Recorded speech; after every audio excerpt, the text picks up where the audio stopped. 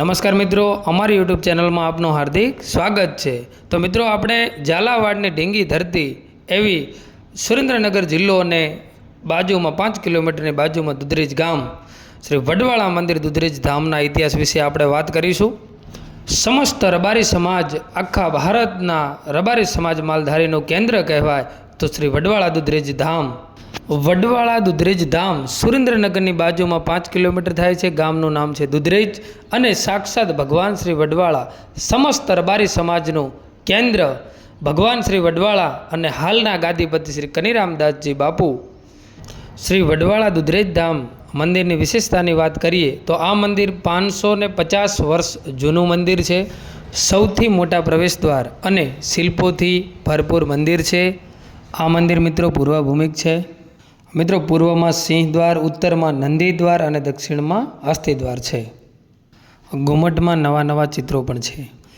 આ મંદિરની અંદર મુખ્ય 5 દેવોની મૂર્તિઓ છે, જે એક દ્વારકાનાથની શ્રી વડનાથ, ત્રીજી મૂર્તિ છે રામ લક્ષ્મણ જાનકી માતાની, ચોથી છે ષષ્ઠપ્રજ્ઞદાસજી બાપુ અને 5મી મૂર્તિ છે વટેશ્વર મહાદેવની। મિત્રો, ફાગણ મહિનાની પૂર્ણિમાના દિવસે મોટો મેળો ભરાય છે અને આખા ભારતની અંદર સમસ્ત રબારી સમાજ આવે છે। અને મિત્રો, મંદિરની બાજુમાં જાતા જમણી બાજુ મોટો વડલો આવેલો છે અને વડલાની પણ વિશેષતા અનોખી છે। મિત્રો, તો આપણે જાણીએ વડલા વિશે।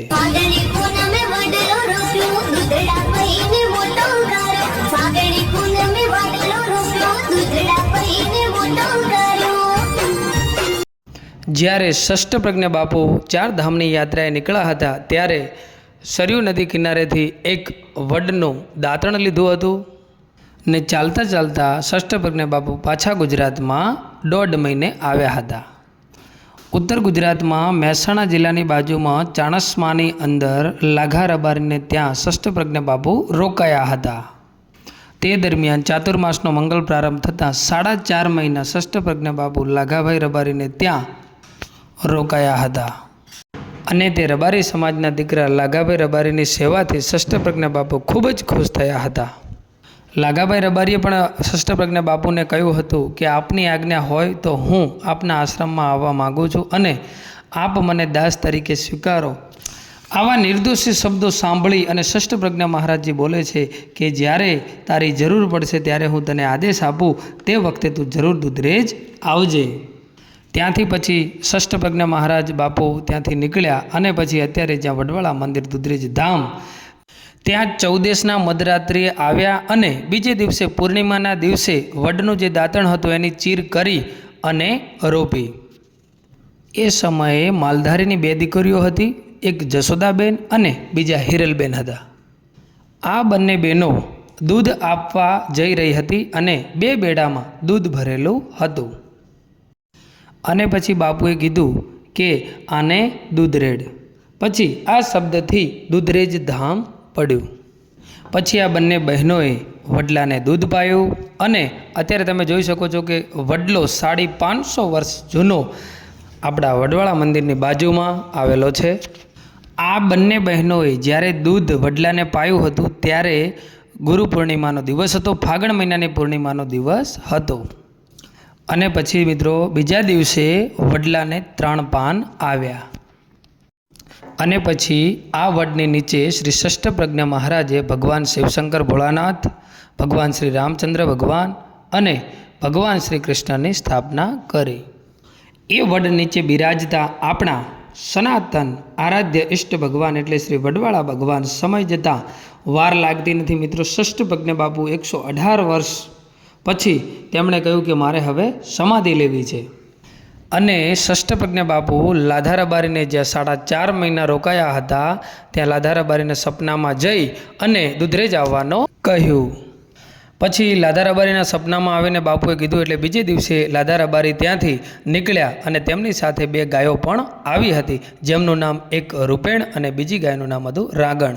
રૂપેણ અને રાગણ બંનેનો આજે પણ તમે વટેશ્વર ગૌશાળાની અંદર તમે જાઓ તો અત્યારે એનો વંશ છે। ષષ્ઠપ્રજ્ઞ બાપુએ લાધા રબારીને જોઈ અને સારો એવો રૂડો આવકારો આપ્યો અને લાધા રબારીને દીક્ષા આપી। પછી લાધા રબારી નામ હતું એમાંથી લબ્ધરામજી મહારાજ રાખવામાં આવ્યું। પછી ગાદીપતિમાં લબ્ધરામજી બિરાજમાન થયા અને પછી ષષ્ઠપ્રજ્ઞા બાપુએ કીધું કે હવે મારે સમાધિ લેવી છે, તમે સમાધિની તૈયારી કરો.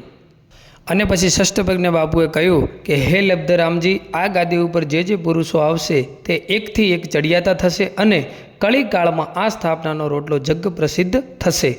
જીવનમાં સત્યના માર્ગે ચાલજો, જીવ માત્ર પર દયા રાખજો અને રોટલો આપીને રાજી થજો. ષષ્ઠપ્રજ્ઞા બાપુએ 1786માં બધાને આશીર્વાદ આપી અને 1786માં સમાધિ લીધી હતી. વડવાળા દેવના પરચાનો કોઈ પાર નથી. જેને દીકરા નથી હોતા એને દીકરા આપનારો દેવ વડવાળા દેવ છે. તેમાંનો મિત્રો એક બીજું પણ ઉદાહરણ જોઈએ તો જ્યારે આરતીનો સમય થાય છે ત્યારે મંદિરની ટોચ ઉપર આવી અને જ્યારે મોર બેસે છે પછી જ આરતી થાય છે.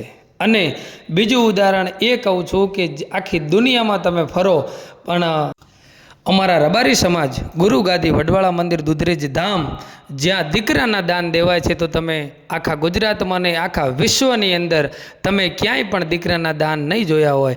અને આજે પણ સુરેન્દ્રનગરની બાજુમાં દુધરેજ ધામ વડવાળા મંદિર જ્યાં દીકરાના દાન દેવાય છે. મિત્રો, આવું મંદિર તમે ક્યાંય નહીં જોયું હોય કે જ્યાં દીકરાના દાન દેવાતા હોય. શ્રી સદગુરુ શ્રી કલ્યાણદાસજી મહારાજની આજ્ઞા રાખી શિરોમાન્ય શ્રી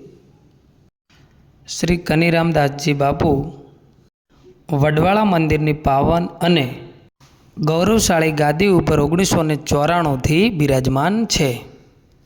જે લોકો સાચા દિલથી માનતા રાખે છે તેને વડવાળા દેવ કોઈ દિવસ નિરાશ કરતા નથી.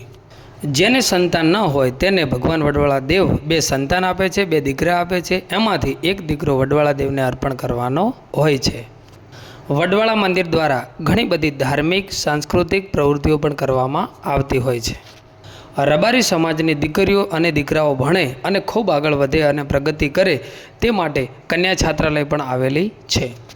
તો મિત્રો, આપણે આ જોયું રબારી સમાજ દુધરેજ વડવાળા મંદિર ધામ દુધરેજ ધામ વિશેની માહિતી.